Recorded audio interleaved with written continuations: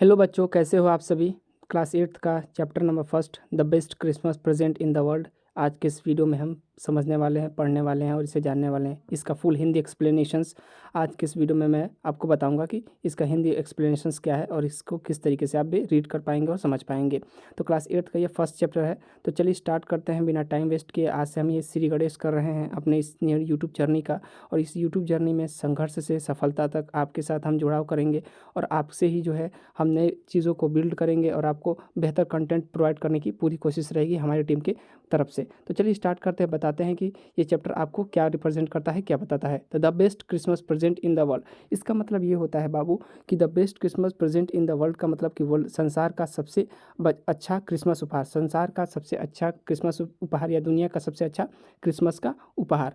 दूसरे नंबर पे पढ़ते हैं कि बिफोर यू रीड, यानी कि पढ़ने से पहले या जानने से पहले, there are some dates or periods of time, यानी कि पढ़ने से पहले, जानने से पहले कह रहा है कि there are some dates or periods of time in the history of the world that's are so significant that everyone knows and remember them. कह रहा है कि there are some dates or periods of time, यानी कि world के इतिहास में, दुनिया के इतिहास में कुछ तारीखें, कुछ समय ऐसा होता है जिसे सब याद करना चाहते हैं, जिसे सब जानना चाहते हैं। वो इतना महत्वपूर्ण सिग्निफिकेंट रहता है, इतना महत्व रखता है कि एवरीवन नोज, सभी उसे जानना चाहते हैं, रिमेंबर देम, और उसे याद रखना चाहते हैं और उसे समझना चाहते हैं। द स्टोरी, यह कहानी कहती है, you will read mention one such date and event. कह रहा है कि यह कहानी जो है कुछ इसी तरीके के डेट पे और इवेंट पे यानी घटनाओं पे आधारित है। किन तरीके की घटनाओं पर आधारित है। अ वार, एक ये वार है between the British and Germany in 1914, यानी कि 1914 में जर्मनी और ब्रिटिश के बीच में जो वार हो रही थी उन्हीं के बारे में यह कहानी बताएगा कि उस समय क्या हुआ था, क्या चीज़ें, कौन सी घटनाएं घटी थी। Can you guess which war it was, क्या आप बता सकते हैं कि किस तरीके का वह वार था, क्या आप समझा सकते हैं कि किस तरीके के वार था। हम आगे चैप्टर में अगले पैराग्राफ में इसको पढ़ने वाले हैं। अगले पैराग्राफ यहाँ से स्टार्ट होता है जो वार्स के बारे में बता रहा है। तो यहाँ पे बताएगा कि ये सारे कहाँ मिलेंगे, पेज नंबर 23 पे मिलेंगे। कह रहा है यहाँ पे कि do you know which events the dates below refer to, क्या आप जानते हैं कि कौन सी घटनाओं को यह जो है रिफ़र कर रहा है, यह बता रहा है। क्या आपको मालूम है कि कौन सी घटनाएं आपको ये बता रहे थे। इन सारी घटनाओं को जब आप कहाँ लिखा हुआ है, पेज नंबर 23 पे। तो पेज नंबर 23 जब जैसे जैसे हम पढ़ते जाएंगे, जब पेज नंबर 23 पे आएंगे तब इसे समझ लेंगे और इसे जान लेंगे। उसके बाद ये कह रहा है, यहाँ से आगे बढ़ते हैं। यहाँ से पैरा फर्स्ट हमारा स्टार्ट होता है। पैरा फर्स्ट से हम इसको चीज़ों को धीरे धीरे समझते हुए चलते हैं। यहाँ से कह रहा है कि आई स्पॉटेड, आई का मतलब मैं, स्पॉटेड का मतलब पाया या खोजा। आई spotted in a junk shop in the bridge board, यानी कि ब्रिज बोर्ड के जंक शॉप में, यानी कि ब्रिज बोर्ड के कबाड़ी की दुकान पे मैंने इसे पाया। क्या पाया। अ रोल टॉप डेस्क, एक रोल टॉप डेस्क पाया। क्या पाया, मैंने ब्रिज बोर्ड के कबाड़ी की दुकान पे, जंक का मतलब कबाड़ी और शॉप का मतलब दुकान, यानी कि मैंने पाया कबाड़ी की दुकान पे, ब्रिज बोर्ड की कबाड़ी की दुकान पे मैंने क्या पाया, रोल टॉप डेस्क पाया, bridge board. The man said it was early 19th century, वह इंसान बता रहा था कि यह लगभग 19वीं शताब्दी का पहले का है। यानी कि वो इंसान क्या बता रहा था कि ये जो रोल टॉप डेस्क है कि कब का है, 19वीं शताब्दी से पहले का है। कह रहा है एंड ये ओक, और किससे बना हुआ है, ओक का बना हुआ है, यानी कि बांस का बना हुआ है, बांस का कहते हैं। कह रहा है कि आई हैडेड वांटेड वन, मुझे इसी तरीके की किसी चीज़ की ज़रूरत थी, but they were far too expensive, लेकिन वो बहुत ही महंगा था। कह रहा है कि मुझे इसी तरीके की किसी चीज़ की ज़रूरत थी, लेकिन वो बहुत ही क्या था, फार टू एक्सपेंसिव, यानी कि वो बहुत ही महंगा था, जिसे मैं अपने पैसे से नहीं खरीद सकता क्योंकि वो बहुत ही ज़्यादा महंगा था। This one was is bad condition, जो ये था ना, ये बहुत ही ख़राब स्थिति में था। जो बच्चा ये कह रहा है यहाँ पे, ये कंडीशन क्या बता रहा है कि बहुत ही ख़राब स्थिति में जो रोल टॉप डेस्क था, ये यहाँ पे जो है बहुत ही ख़राब स्थिति में था।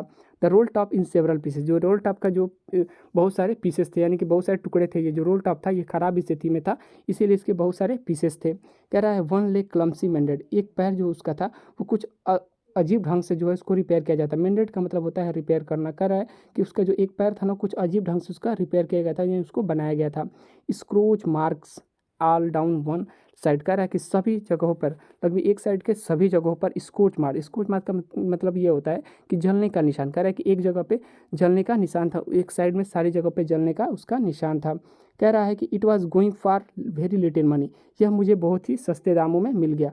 मुझे फॉर का मतलब होता है के लिए। कह रहा है कि ये मुझे बहुत ही सस्ते दामों में मिल गया। आई थॉट, मैंने सोचा, आई कुड रिस्टोर इट, मैंने सोचा कि मैं इसे क्या कर लूँगा, रिस्टोर कर लूँगा, यानी कि इसे मैं बना लूँगा। यहाँ पे बाबू क्या कह रहा है कि राइटर सोच रहा है कि मैं इसे जो है बना लूँगा, यानी कि मैं इसे ठीक कर लूँगा, ये ख़राब स्थिति में भी है तो मैं इसे बना लूँगा और अब अच्छा कर लूँगा। It would be a risk, लेकिन यह चैलेंज तो है ही है कि अगर वो नहीं बनेगा तो क्या होगा। It would be a risk, का चैलेंज, ये चुनौती भी है और मेरे लिए रिस्क भी है कि अगर वो नहीं बना, ये रोल टॉप डेस्क मुझसे नहीं बना तो ये जो है मेरा पैसा ये भी बर्बाद हो जाएगा।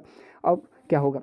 But I'd had to have it, लेकिन उसको मालूम था कि ये उसे बना लेगा।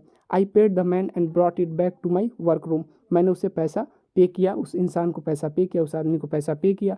एंड ब्रॉट इट बैक, और मैंने उसे ले आया, कहाँ लेकर आया, माई वर्क रूम, यानी कि मैं अपने वर्क रूम में लेकर आया। कहाँ पे वो वर्क रूम था, the back of the garage, garage यानी कि गैराज के पीछे जहाँ उसका घर था, मतलब उसका कमरा था, उसमें उसको रोल टॉप डेस्क को लेकर आता है। आई बिगेन वर्क ऑन इट, मैंने इस पर काम करना शुरू कर दिया। आई का मतलब होता है मैं, और बिगेन वर्क यानी कि मैं उस पर काम करना शुरू कर दिया। ऑन इट, कब कब शुरू कर दिया, क्रिसमस ईव, यानी कि क्रिसमस से पहले, यानी क्रिसमस से पहले ही मैंने उस पर काम करना शुरू कर दिया ताकि यह ठीक हो जाए। फिर यहाँ पे कहता है कि I remove the roll top completely and pull out the drawers, कह रहा है कि मैंने उस रोल टॉप के ऊपर के सारी चीज़ों को हटा दिया, ड्रॉवर्स को पुल आउट यानी कि निकाला। The veneer had lifted almost everywhere, जो विनीर था, आप देखे होंगे कि जो भी लकड़ी फर्नीचर की चीज़ें बनती हैं उस पर विनीर लगा होता है, यानी कि सजाने के लिए कुछ पतली सी लेयर लगी होती है, उसी को बोलते हैं विनीर। यहाँ पे देखो दे रहा है बाबू, the thin layer of plastic और decorative wood on furniture of cheap wood, यानी कि सस्ती लकड़ी का जो ऊपर का लगा होता है ना, उसी को विनीर बोलते हैं, ताकि वो सुंदर दिखे, काफ़ी अच्छा दिखे, इसीलिए वो जो लगा हुआ था वो ऊपर से थोड़ा उठा हुआ था, ऐसा बनाना चाहता है, कह रहा है कि ऐसा वो ऊपर से थोड़ा हुआ उठा हुआ था। आगे देखते हैं। इट कह रहा है कि it look like water damage to me, मुझे ऐसा प्रतीत हो रहा है। देखो बाबू, टू मी का मतलब होता है मुझे, यानी कि जब वहाँ से वो खरीद कर लेकर आया ना, तो उसे ऐसा लग रहा था कि ये किससे चीज़ से डैमेज हुआ है, पानी से डैमेज हुआ है। कह रहा है कि मुझे ऐसा लग रहा था कि ये पानी से डैमेज हुआ है। यहाँ से इसको थोड़ा सा कट करते हैं। ऐसा उसे लग रहा था कि पानी से उसे डैमेज हुआ है, यानी पानी से वह खराब हो चुका है। बोथ यानी कि दोनों, fire and water had clearly taken their toll on this desk, कह रहा है कि आग और पानी दोनों ने ही मिलकर इसको क्या कर दिया, इस डेस्क को ख़राब कर दिया। देखिए, देयर टोल ऑन का मतलब होता है डैमेज, क्या यहाँ पे देखिए लिखा हुआ है डैमेज, तो कह रहा है कि इसका दोनों ने मिलकर, आग और पानी दोनों ने ही मिलकर उस डेस्क को क्या कर दिया था, ख़राब कर दिया था, यानी उस डेस्क को नुकसान पहुँचाया था। फिर कह रहा है कि यहाँ से the last drawer was stuck fast, जो अंतिम ड्रॉवर था ना वो बहुत ही अजीब ढंग से उसमें चिपका हुआ था, यानी कि जो अंतिम ड्रॉवर था उसमें अजीब ढंग से उसे चिपका हुआ था, वो निकल नहीं रहा था। It tried all I could to ease it out gently, मैंने वो सारी कोशिश कर ली ताकि वो बहुत अच्छे से उसमें से निकल जाए, लेकिन वो निकल नहीं रहा था। इन द इंड यानी कि अंत में, आई यूज ब्रूट फोर्सेस, अंत में मैंने क्या किया, ब्रूट फोर्स यानी कि बहुत अधिक बल लगाया ताकि वो निकल जाए।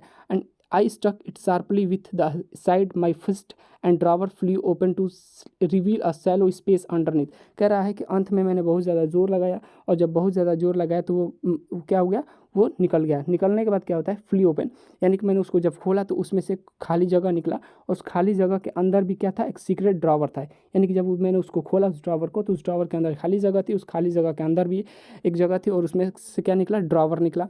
There was something in there, कह रहा है कि कुछ उसमें था, something there was something in there, यानी कि उसके अंदर कुछ था। अब क्या था आगे बताएगा, कह रहा है कि I reached in and took out a small box tin, small black tin box, कह रहा है कि मैंने अपने हाथ को वहाँ तक पहुँचाया, यानी कि मैं वहाँ तक पहुँचा। अब जब वहाँ तक वो पहुँचता है तो राइटर बोलता है कि took out a small box, उसमें से क्या निकलता है कि स्मॉल बॉक्स निकलता है। उस स्मॉल ब्लैक बॉक्स के अंदर क्या था, टीन, ये वो जो ब्लैक बॉक्स था वो टीन का था, तो उसमें क्या निकलता है, sellotaped on the top of its was piece of line note paper, जो नोट पेपर था ना उस पर सेलो टेप लगा हुआ था बाबू। वो सेलो टेप जब लगा हुआ था तो उसको जब निकालता है तो उसमें क्या निकलता है, नोट पेपर निकलता है, और उस पर क्या लिखा होता है, एंड रिटन ऑन इट, उस पर लिखा होता है इट्स शेकिंग हैंड राइटिंग, यानी कि कपकपी हाथों से कुछ लिखा हुआ होता है उसमें। अब क्या लिखा हुआ होता है मैं बताता हूँ यहाँ पे आगे। तो कह रहा है कि जिम्स लास्ट लेटर, उस पर क्या लिखा होता है, जिम का अंतिम पत्र। कह रहा है रिसीव्ड जनवरी 25 1915 को यह उसे प्राप्त हुआ था, यानी कि उसे मिला था। To be buried with me when the times comes, कह रहा है कि अब मुझे उसके साथ ही दफन कर दिया जाए, जब समय आए तब मुझे उसके साथ ही क्या कर दिया जाए, दफन कर दिया जाए। When the times comes to be buried, जब समय आए तो मुझे उसके साथ ही दफन कर दिया जाए, यानी कि उस लेटर के साथ ही मुझे भी दफना दिया जाए, उसे भी दफना दिया जाए।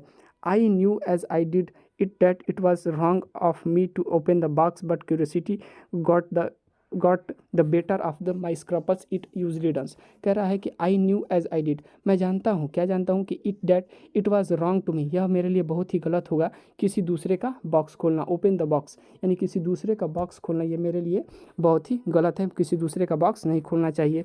फिर लास्ट में क्या होता है, आगे चलते बताते हैं। फिर कहता है कि बट द क्यूरसिटी, लेकिन उत्सुकता, लेकिन उसे खोलने की उत्सुकता, उसकी चाहत क्या होती है, got the better of my scruples, यानी कि आपके अपराध करने पर हावी हो जाती है, यानी कि अपराध करना आप चाहते हैं और क्यूरसिटी इतनी एक्साइटमेंट होती है कि आप जानने के चक्कर में आप कोई भी अपराध कर सकते हैं, यानी बेधड़क उस काम करने के लिए आप तैयार हो जाते हैं। इट यूजली डन्स, ऐसा आमतौर पे होता रहता है। Inside the box there was a envelope, box के अंदर, इनसाइड द बॉक्स यानी कि बॉक्स के अंदर देयर वाज अ इन्वोलप, क्या था, इन्वोलप था यानी कि एक लिफाफा था, इसका मतलब होता है लिफाफा। द एड्रेस रीड, उस पर एड्रेस लिखा हुआ था, पता लिखा हुआ था, क्या लिखा हुआ था, पता, उस पर पता लिखा हुआ था कि mister gym McPherson, mister gym McPherson लिखा हुआ था, 12 कॉपर बीचेस लिखा हुआ था, ब्रिजबोर्ड लिखा हुआ था, डॉस्टेड लिखा हुआ था, यानी उसका पता लिखा हुआ था, पता लिखा हुआ था। उसके बाद आगे क्या होता है, यहाँ से ओपन कर स्क्रॉल करते हैं। I took out the letter and unfolded, मैंने उस लेटर को बाहर निकाला, एंड अनफोल्डेड यानी कि खोला, यानी कि मैंने उस पत्र को बाहर निकाला और उसे खोला। It was written in pencil and dated at the top, कह रहा है कि वो पेंसिल से लिखा हुआ था, किस चीज़ से लिखा हुआ था बाबू, वो पेंसिल से लिखा हुआ था, और वो क्या लिखा था, उस पर डेट लिखा हुआ था, टॉप पे, उसके टॉप पे एकदम ऊपर डेट लिखा हुआ था। कौन सी डेट लिखी हुई थी, 26 दिसंबर 1914। तो हम यहीं तक इस कहानी को अभी पढ़ते हैं, इस फर्स्ट पैरा को यहीं तक पढ़ते हैं। अगले वीडियोस में आपको नेक्स्ट पैरा से पढ़ाया जाएगा। तब तक के लिए ये सारी जो कंप्रीहेंशन चेक क्वेश्चन है आप इसको सॉल्व कीजिएगा। इसका सारा आंसर PDF नोट्स के माध्यम से डिस्क्रिप्शन बॉक्स में वहाँ पे दे दिया जाएगा, वहाँ से जाकर बाबू डाउनलोड करके देख सकते हो। तो वेल वीडियो में ही था, अगर वीडियो आपको इंटरेस्टिंग लगे तो लाइक से सब्सक्राइब करिएगा, और जो भी क्वेश्चन है आप कमेंट के माध्यम से पूछिएगा, आपको पूरी क्वेश्चंस को सॉल्व करने की प्रयास की जाएगी मेरे टीम की तरफ से। Thanks for watching my video.